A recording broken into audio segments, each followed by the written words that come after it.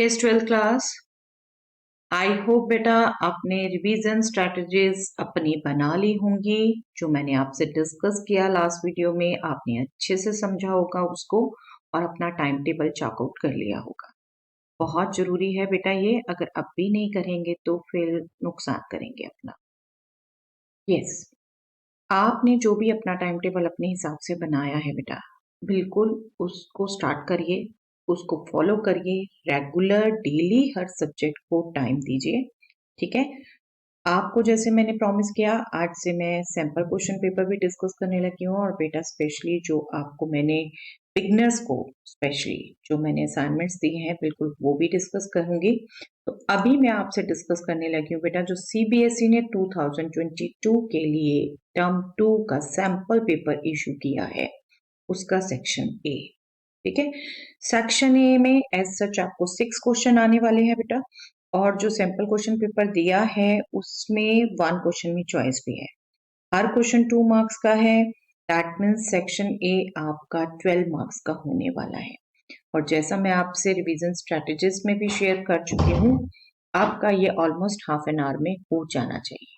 Okay, sample question paper को बेटा इस ढंग से नहीं लेते कि आपका पेपर इसी में से आने वाला है। अगर आप अपने माइंड में ये सेट कर लें तो बेटा बहुत रॉन्ग है। Sample question paper is basically to give you idea कि एज ए होल आपका पेपर आप कितनी देर में अटेम्प्ट कर सकते हो, क्या क्या किस चैप्टर में से पोर्शन आने वाला है। तो सैंपल क्वेश्चन पेपर हमेशा आपका जब कंप्लीट कोर्स हो जाए तब उसको जो टाइम लिमिट आपको दी है 2 आवर्स, उसमें करके देखिए, ठीक है। और इससे ये भी हमने जो मैंने आपसे रिवीजन स्ट्रेटजीज में भी इनफैक्ट डिस्कस कर लिया है कि किस चैप्टर में से ऑलमोस्ट कितने मार्क्स का क्वेश्चन आने वाला है, वो हम इससे कैच करते हैं। ओके, चलिए, आई होप आप अपना पेपर अटेम्प्ट कर चुके हैं। उसके बाद ये वीडियो देखेंगे। अगर नहीं किया अभी तक तो बिल्कुल पॉज कर दीजिए बेटा, इसको स्टॉप कर दीजिए, अपना पेपर पहले अटेम्प्ट कर लीजिए, फिर सॉल्यूशन यहाँ से डिस्कस करिए। नो डाउट टॉपिक्स तो रिवाइज होने वाले ही हैं थ्रू दिस सैंपल पेपर। चलिए स्टार्ट करते हैं। First question is find integral of log x upon 1 plus log x whole square dx। अब ऐसा जो आपको कहती रहती हूँ बेटा, देखिए डायरेक्ट कोई फॉर्मूला नहीं है इसके लिए। डायरेक्ट फॉर्मूला नहीं है तो उसके बाद आप सब्स्टिट्यूशन सोचते हैं। सब्स्टिट्यूशन सोचें तो log x 1 अपॉन एक्स कहीं नहीं है। 1 प्लस log x सोचें तो भी 1 अपॉन एक्स कहीं नहीं है। तो अब क्या कर सकते हैं, क्या कर सकते हैं? यहाँ पर ऐसा रैशनल फंक्शन नहीं है जिसके लिए डायरेक्ट फॉर्मूला यूज करो, बाय पार्ट्स नहीं है, ओके, और स्पेशल नहीं है। तो इसमें क्या करेंगे बेटा, यहाँ स्पेशल टेक्निक स्टार्टिंग में हम अपनाएंगे। अपने जो 2 एक्सप्रेशन दे रखे हैं, रैशनल एक्सप्रेशन है, न्यूमैरेटर में भी log x, डेनोमिनेटर में भी log x, बट न्यूमैरेटर में ओनली log x है, डेनोमिनेटर में 1 plus log x, 1 plus log x का होल स्क्वायर है। तो बस यहीं से थोड़ी टेक्निक अपनाते हैं बेटा। अगर आपको साइन टेन वगैरह वाले याद है तो वहां भी थोड़ा सा हम ऐसा ही स्टार्टिंग में करते हैं। क्या करेंगे हम, डेनोमिनेटर में जब 1 प्लस log x है तो न्यूमैरेटर में भी हम 1 प्लस log x लाने की कोशिश कर लेते हैं। जब तक देखिए हमें कुछ नहीं सूझ रहा तो हम ये तो कर सकते हैं। Okay, I am expecting this is writing here. Okay, मैंने सीधा आपको जो बोल रही थी वो लिखना स्टार्ट कर दिया। अदरवाइज आप बिल्कुल क्वेश्चन एक बार जरूर लिखिए, ये नहीं कि फाइंड वगैरह सब कुछ लिखिए, हाँ इंटीग्रल से स्टार्ट करना है, ये लिखिए बिल्कुल। ओके, 1 कर दिया प्लस तो माइनस भी करेंगे। अब उससे बेनिफिट क्या हुआ बेटा, इसको मैं अगर सेपरेट कर दूं, 1 प्लस लॉग एक्स एक expression, 1 plus log x whole square इसके साथ डिवीजन में minus 1 upon 1 plus log x whole square. Okay, ये मेरा इंटीग्रेंड बन गया। अब मैंने दैट मीन्स जो न्यूमैरेटर में 2 टर्म्स आई मेरी 1 प्लस log x और 1, उसके बेस पर इसे सेपरेट कर दिया। ओके, डेनोमिनेटर देख के मुझे ये आइडिया क्लिक किया। ओके, ये आपको बिल्कुल अपने माइंड में ध्यान रखना चाहिए, क्या ऑब्जर्वेशन करें, और जितनी आप ज्यादा प्रैक्टिस करेंगे बेटा उतनी ऑब्जर्वेशन अच्छी होगी। 1 प्लस log x देखिए कट गया ये किससे, दैट मीन्स ये अब रह गया integral of 1 upon 1 plus log x with respect to x। मैं ये दोनों इंटीग्रल भी सेपरेट कर देती हूँ, 1 plus log x whole square dx, right. अब क्या करें, ये तो अभी भी सिंप्लीफाई नहीं हुआ। अब क्या कर सकते हैं, जस्ट थिंक ओवर। अब आप जरा थिंकिंग प्रोसेस में लाइए बेटा, ये जो एक्सप्रेशन है इसको मैं 1 अपॉन सम फंक्शन सपोज t लेती हूँ, तो ये 1 अपॉन t² हो गया। Okay, 1 upon t just try to recall. हम अगर डेरिवेटिव करते हैं बेटा 1 अपॉन x का विद रिस्पेक्ट टू x, क्या आता है, -1 upon x², -1 upon x²। Okay, अब आपको ध्यान आता हो तो हम ex into F x plus F dash x में ये बहुत बार यूज करते हैं, बट यहाँ अब ex नहीं है, कहीं ex नहीं है, ठीक है। तो क्या कर सकते हैं हम, ये वाला फंक्शन है, ये पार्ट इसी का डेरिवेटिव है, बट सीधा फंक्शन और उसका डेरिवेटिव तो कहीं इंटीग्रल में कनेक्टेड नहीं होते। तो वो आपके कैसे कनेक्ट होंगे बेटा, आप बाय पार्ट्स का रिजल्ट रिकॉल करिए। First function as such, integral of second function minus derivative of first function, integral of second function, integral of this whole, right, integral of this whole. तो जो आपने first function लिया उसका आप derivative लेते हो, और ये जो सेकंड इंटीग्रल होता है, ये सेकंड फंक्शन का इंटीग्रल, आई मीन टू से, हमने ऐसे भी बहुत से क्वेश्चन किए थे। 1/1 प्लस लॉग एक्स को मैं फर्स्ट फंक्शन रहने देती हूँ, 1 को मैं सेकंड फंक्शन कैच कर लेती हूँ, 1 को सेकंड फंक्शन कैच करती हूँ। आई नो बेटा ये रेगुलर से देखिए आपको थोड़ा सा टीडियस लगेगा, बट इसलिए ही रेगुलर प्रैक्टिस करनी जरूरी होती है, रेगुलर प्रैक्टिस करनी जरूरी होती है। ओके, चलिए कोई बात नहीं, ऐसा नहीं कि यही पेपर आने वाला है, ये प्रैक्टिस अच्छी दे रहा है आपको। ये आपका एक फंक्शन, ये दूसरा फंक्शन। अब मैं फर्स्ट फंक्शन एज सच लिखूंगी, बाय पार्ट्स यूज करूंगी फर्स्ट में, अभी मैं सेकंड इंटीग्रल को बिल्कुल एज सच छोड़ती जाती हूँ।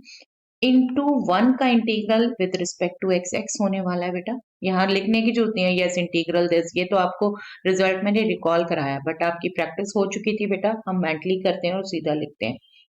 माइनस, अब इसका मुझे लेना है डेरिवेटिव, इसका डेरिवेटिव मतलब -1/1 plus log x whole square, ठीक है, ये इसका डेरिवेटिव। और जो सेकंड फंक्शन है उसका इंटीग्रल, सॉरी डेरिवेटिव में नेचुरली चेन रूल भी यूज करेंगे बेटा, लॉग एक्स का डेरिवेटिव 1/x मल्टीप्लाई होगा, देन ये 1 का इंटीग्रल x, ये कंप्लीट डेरिवेटिव है, ठीक है। यहाँ हमने बात की है 1/x की, -1/x के, यहाँ 1/x नहीं है, यहाँ 1/1 प्लस लॉग एक्स है, 1 प्लस लॉग एक्स का डेरिवेटिव मल्टीप्लाई करेंगे ना बेटा, that will be 1/x, okay, into x. और इसे देखिए बेनिफिट क्या हुआ, ये x कैंसल हो गया। अब ये जो दूसरा इंटीग्रल था हमारा ऊपर, वो हमने एज सच लिख दिया, ये जो फर्स्ट इंटीग्रल है वो हमारा ये यहाँ तक है complete. Now just see, x/1 plus log x और minus minus plus 1/1 plus log x whole square with respect to x, और ये negative of same integrand 1/1 plus log x whole square, ये दोनों एक दूसरे के अपोजिट हो गए, that means we can cancel it out and we will get x/1 plus log x. Definitely constant of integration अपने लास्ट इंटीग्रल में ही लिख दीजिए बेटा, कांस्टेंट ऑफ इंटीग्रेशन जरूर आना है, पहले भूल भी गए तो यहाँ लास्ट में जरूर मेंशन, ओके। तो this would be the answer. इसके मेथड को अच्छे से समझ लीजिए बेटा, आपकी ऑब्जर्वेशन स्टार्टिंग की बहुत मायने रखती है, इसलिए मैंने बिगिनर्स को सजेशन दी कि आप स्टार्टिंग फॉर्मूला और ये सब हिंट लेने के बाद पहले कैलकुलस में एप्लीकेशन ऑफ इंटीग्रल और डिफरेंशियल इक्वेशन करिए। डिफरेंशियल इक्वेशन में भी आपके ये नए नए टाइप के इंटीग्रल्स नहीं इन्वॉल्व होते, ज्यादातर एप्लीकेशन में भी टिपिकल 2-3 टाइप इन्वॉल्व होते हैं। तो ये आप बिगनर्स बच्चे ऐसे क्वेश्चन हमेशा लास्ट में रखिए कैलकुलस में, ओके। चलिए, yes, find integral of sin 2x upon square root 9 minus cos 4x dx। Yes, ये उस क्वेश्चन के ऑप्शन में है बेटा, और आई एम डैम श्योर कि ये सभी कर सकते हैं। देखिए 9 minus cos power 4x, cos power 4x का ऐसा कोई आपके पास फॉर्मूला नहीं है, बट अगर आप गौर से देखो आपको जो दिया हुआ है क्वेश्चन, उसमें square root 9 minus cos 4x आपको ये तो सीधा हिंट दे देता है कि आपका नीचे वाला एक्सप्रेशन आप परफेक्ट स्क्वायर एक्सप्रेस करने वाले हो। 3 square minus cos square x whole square, right, ये आपको हिंट मिल जाता है।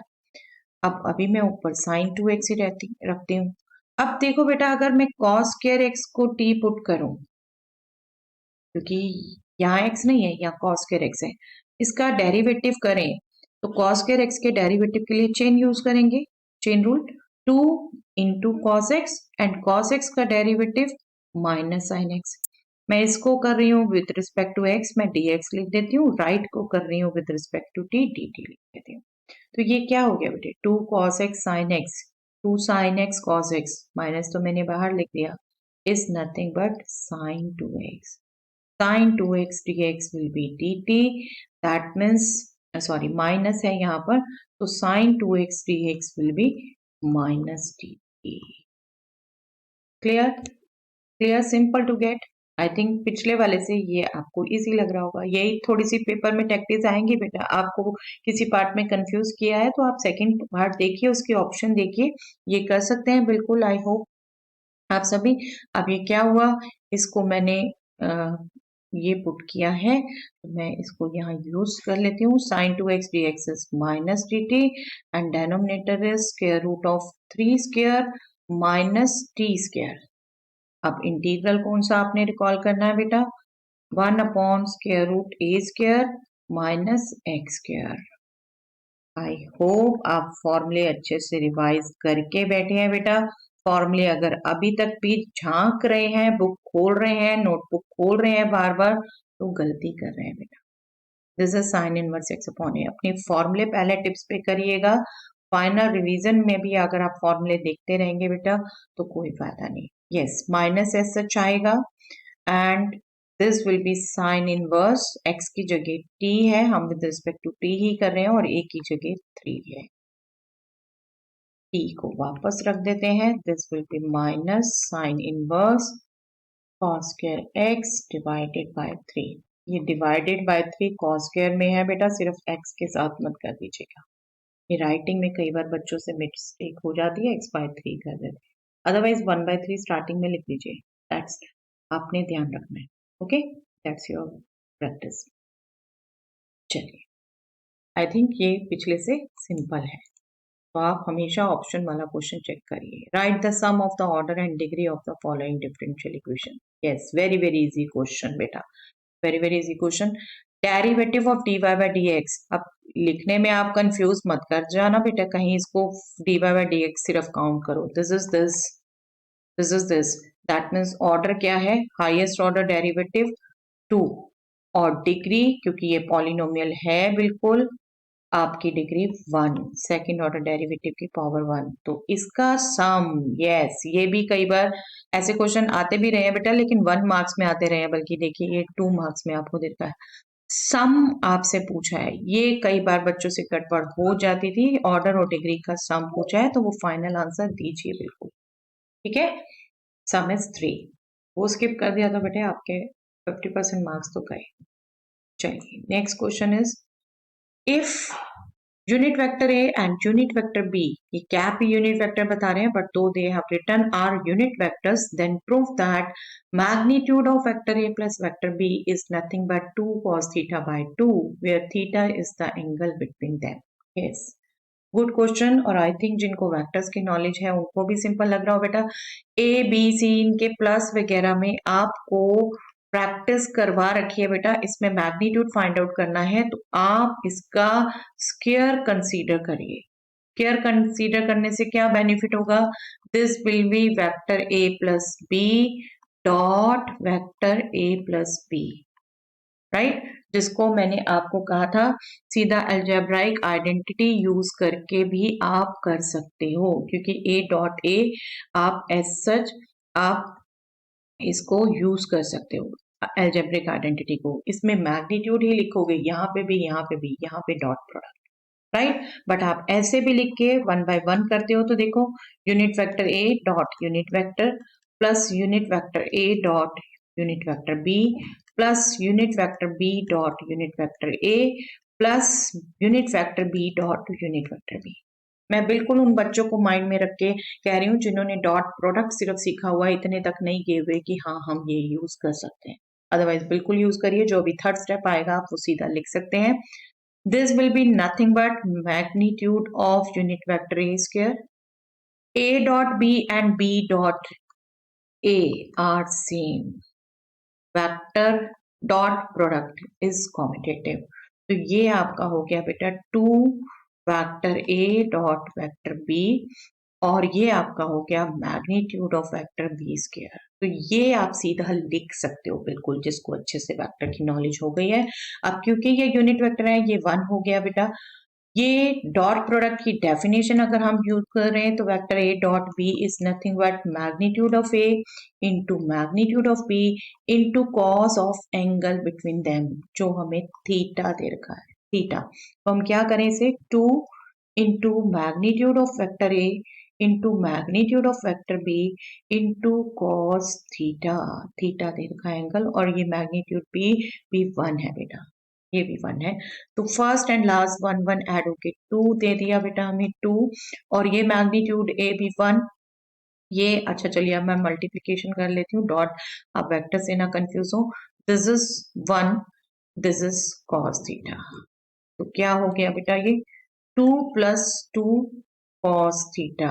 अभी हमारा आंसर नहीं आया, हमें क्या करना है, magnitude A plus B is 2 cos theta by 2, और हमने ये स्क्वायर कंसीडर किया है तो that means it should come out to be 4 cos square theta by 2, right, इसका स्क्वायर। तो आप यहाँ पर अब देखो बेटा, अब देखो वेक्टर्स में भी ट्रिग्नोमेट्री आपकी कितनी यूज होती है। आई थिंक अब आपको रिकॉल होता है कौन सा फॉर्मूला यूज करना है। मैंने कम से कम आपको बार बार कहा है बेटा, ये फॉर्मूले बार बार यूज होंगे, बार बार यूज होंगे। 1 माइनस कॉस 2 ए 1 प्लस कॉस 2 ए। अब यहाँ पर क्या है 1 प्लस कॉस थीटा, मतलब 2a की जगह थीटा, तो a की जगह क्या हो जाएगा बेटे, थीटा का हाफ, राइट। 2 कॉस का थीटा बाई 2 हो गया, तो ये हो गया 2 ऑलरेडी था। 1 प्लस कॉस थीटा को मैं लिखूंगी 2 cos square theta by 2, that means nothing but 4 cos square theta by 2। अब जो हमें चाहिए था वो आ गया, ये 4 cos स्क्वायर थीटा बाय 2, बस मैं इसको स्क्वायर रूट कर दूं दोनों तरफ, that means we will get magnitude of a plus b is nothing but square root of right side which will be 2 cos theta by 2. Okay, magnitude है, negative हो नहीं सकता, यही प्रूफ करना था, हेंस प्रूफ्ड। ओके, अगेन याद दिला रही हूँ बेटा, इसकी आदत रख लीजिए। अभी तो आपके सामने ये क्वेश्चन आ गया है कि हाँ डॉट प्रोडक्ट में आप अलजेब्राइक आइडेंटिटी मोस्टली ऐसा यूज कर सकते हैं, इस स्टेप से आप सीधा ये लिख सकते हैं। नहीं आता तो कोई बात नहीं, चलिए ऐसे करिए। ओके, फिर गैस मारने में आप अपनी गलतियां मत बढ़ाइए। Yes, find the direction cosines of the following line. Yes, this is also very simple बेटा। आई होप फर्स्ट क्वेश्चन से कोई जो घबरा भी गया हो तो अब आगे देख रहे हैं, अभी तक सब इजी आ रहे हैं बेटा क्वेश्चन। ये गिवन लाइन है आपकी, मैं चलिए आपका प्रॉपर पैटर्न जो पेपर का लिखना होना चाहिए बेटा, गिवन स्टेटमेंट एक बार जरूर लिखनी चाहिए, कहीं आप कंफ्यूजन ना कर लें। गिवन लाइन से डीआरस पढ़ने हैं आपने, और वो स्टैंडर्ड फॉर्म में नहीं दे रखी है अभी, स्टैंडर्ड फॉर्म में लिखिए पहले। स्टैंडर्ड फॉर्म में लिखे बगैर -1 2 4 पढ़ लेते हैं कई बच्चे इसको ऐसे, नो। स्टैंडर्ड फॉर्म में क्या है बेटा, x माइनस एक्सप्रेशन होना चाहिए, तो माइनस कॉमन लीजिए, ठीक है, यहां से। और यहां पर भी आपका y माइनस एक्सप्रेशन होना चाहिए, तो 2 कॉमन लीजिए, यहाँ पर 2 है ऑलरेडी। z माइनस, चलिए ये वही है स्टैंडर्ड फॉर्म, तो इसका माइनस आप नीचे एडजस्ट करेंगे, x माइनस 3/1 हो गया बेटा। इसका 2 आप नीचे एडजस्ट करेंगे तो y माइनस 1/2, ये भी 1 हो गया। 2/2 करेंगे ना नीचे लाके से, 2/2 1 हो गया।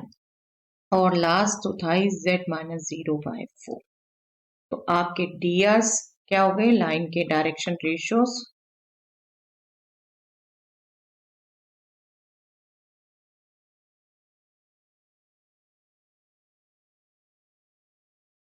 वन वन फोर डीएस हो गए बेटा 114, right.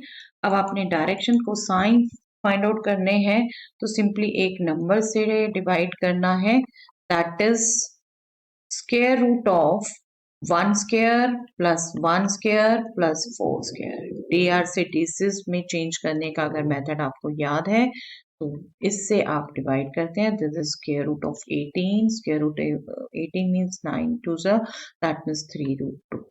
Okay, that means direction cosines क्या हो गए,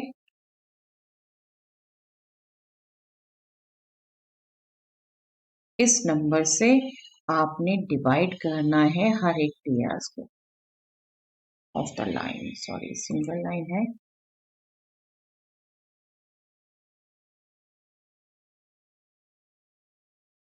This will be 1 divided by 3 root 2. Second is also same, 1 divided by 3 root 2. Third is 4 divided by 3 root 2. That means LMN. Okay? Simple to find, I think. Chaliye. A bag contains 1 red and 3 white balls. Find the probability distribution of the number of red balls if 2 balls are drawn at random from the bag 1 by 1 without replacement. I think simple activity समझ आई है बेटा। एक bag में 1 red और 3 white balls हैं और आपको probability distribution find out करना है नंबर ऑफ रेड बॉल्स का, जबकि 2 बॉल ड्रॉ हुई है बैग में से, 1 after another without replacement. Yes, ये भी आपने बिल्कुल ध्यान रखना बेटा, ठीक है। तो 2 बॉल ड्रॉ हो रही हैं तो नंबर ऑफ रेड बॉल्स कितने हो सकते हैं बेटा? 0 1 2 आएगा? बिल्कुल नहीं आने वाला बेटा 2। 1 रेड बॉल है सिर्फ, या तो एक भी नहीं होगी या एक होगी, दोनों तो किसी भी हाल में नहीं हो सकती। हमारे बुक के ज्यादातर क्वेश्चन ऐसे ऐसे नहीं आए, तो आपके मैक्सिमम जितना नंबर था वो ही मोस्टली आ जाता था। तो बी केयरफुल, यहाँ 2 नहीं है बिल्कुल भी, ठीक है, 2 नहीं है। हमने प्रोबेबिलिटी डिस्ट्रीब्यूशन बनाना है तो दैट मीन्स हमें प्रोबेबिलिटी निकालनी है। प्रोबेबिलिटी x इक्वल टू 0 और प्रोबेबिलिटी x इक्वल टू 1 क्या होगी, फिर हम टेबल फॉर्मेट में बना देंगे। x equal to 0 means red एक बार भी नहीं आया, रेड एक बार भी नहीं आया मतलब दोनों बार व्हाइट बॉल आई। टोटल कितनी है बेटा? 1 प्लस 3 4 बॉल्स और व्हाइट 3, तो पहली बार व्हाइट आने की प्रोबेबिलिटी 3/4। दूसरी भी व्हाइट आनी है बट जो पहली निकली वो रिप्लेस नहीं की, बी वेरी केयरफुल, रिप्लेस नहीं की। तो अब टोटल 3 है और व्हाइट 2 रह गई है, ठीक है, व्हाइट 2 रह गई है। बी वेरी केयरफुल बेटा, ये भी आपने हमेशा ध्यान रखना होता है रिप्लेसमेंट हुई या नहीं। ओके, और x इक्वल टू 1 मतलब एक रेड आई, एक रेड आई, लेकिन हमें नहीं पता पहली आई या दूसरी आई, तो ये दोनों ऑप्शंस आपने कंसीडर करनी है। चलिए, पहले अगर रेड आई तो उसकी प्रोबेबिलिटी हो गई बेटा 1/4, क्योंकि टोटल 4, रेड 1 है। अब दूसरी रेड नहीं आई लेकिन टोटल तो 3 हो गई, रिप्लेसमेंट नहीं हो रही है बॉल की, रेड नहीं आई और टोटल जो व्हाइट है वो 3 ही है, वो 3 ही है। ओके, प्लस अब पहली रेड नहीं आई, दूसरी रेड आई, तो पहली व्हाइट आई होगी, पहली व्हाइट आने की प्रोबेबिलिटी 3/4, 3 व्हाइट है, टोटल 4 है। और दूसरी रेड आई, अब टोटल 3 रह गई और रेड 1 है, 1/3।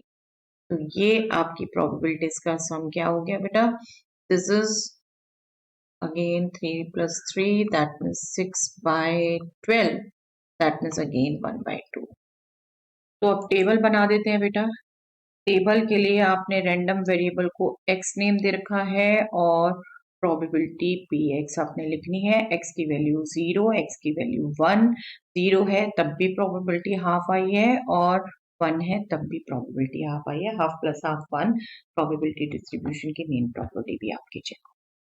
Okay, I think simple. चलिए next. Yes, 2 cards are drawn at random from a pack of 52 cards, one by one, without replacement.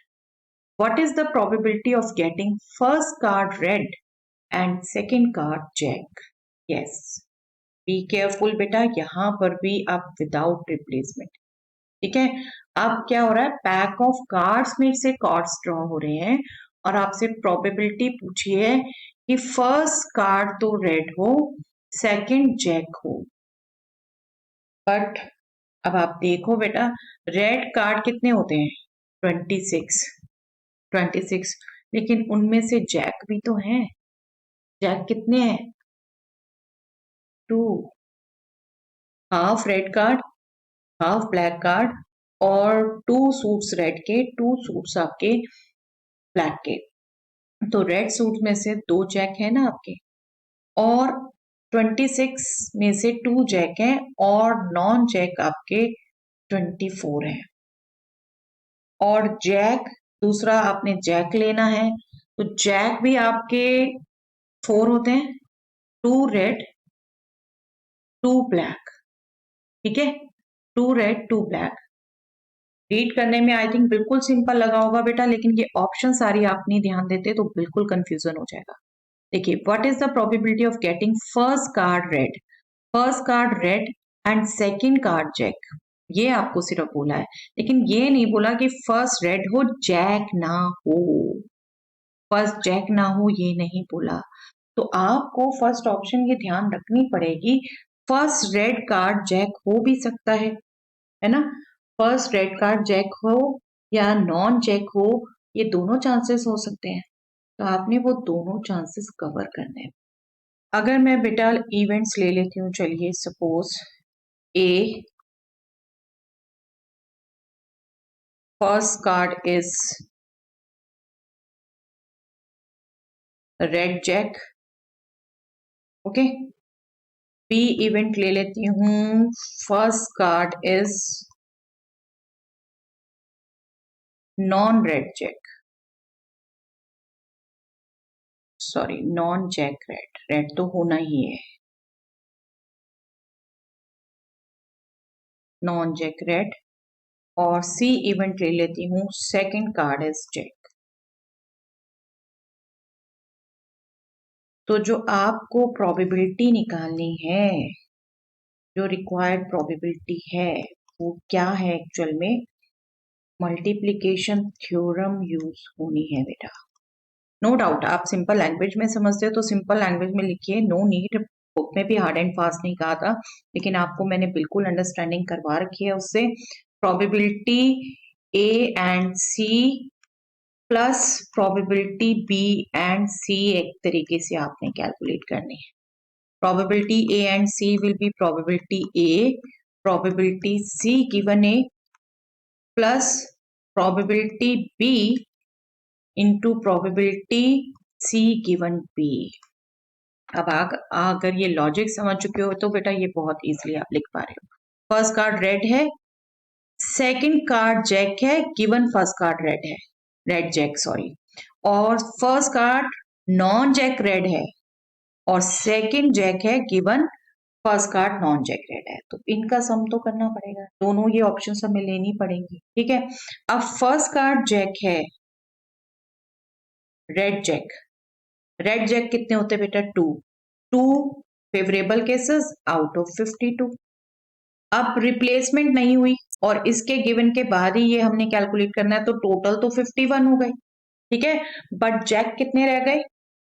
एक जैक इसमें कैलकुलेट हो गया, आ गया, तो अब जैक 3 रह गए, एक जैक तो यहां कवर हो गया, टोटल जैक 4 होते हैं, right. Plus non jack red है, नॉन जैक रेड है, टोटल 26 रेड होते हैं बेटा, और नॉन जैक रेड कह रहे हैं तो 2 रेड जैक निकल गए उसमें से 24। ओके, और जब नॉन जैक रेड आया तब आपकी सेकंड कार्ड जैक होने की, नॉन जैक रेड है ये, मतलब जैक कोई भी नहीं आया फर्स्ट में, तो जैक अभी चारों के चारों हैं आपके पास। टोटल 51 हो गए बेटा, रिप्लेसमेंट नहीं हो रही, लेकिन जैक एक भी नहीं है, तो जैक के फेवर में 4 केसेस हो। ओके, तो अल्टीमेटली ये जैक के रेड ब्लैक दोनों कवर हो गए, क्योंकि जैक तो आप अल्टीमेटली सेकंड में आना ही आना है, ये वाला कंफ्यूजन कुछ नहीं है, ये आपको क्लियर होगा।